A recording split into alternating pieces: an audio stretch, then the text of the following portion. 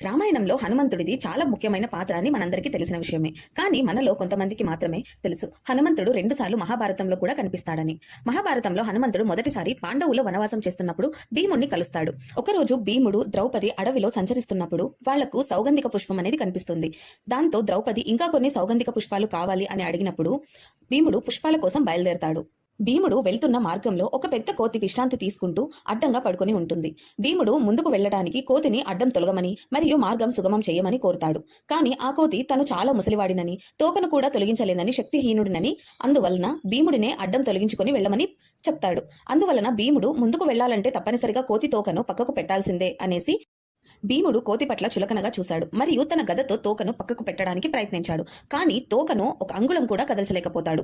భీముడు చాలా ప్రయత్నించిన తర్వాత ఈ కోతి సాధారణమైనది కాదని తెలుసుకున్నాడు. అందువలన భీముడు శరణు కోరాడు మరియు క్షమాపణ అడిగాడు. అప్పుడు హనుమంతుడు తన అసలు రూపం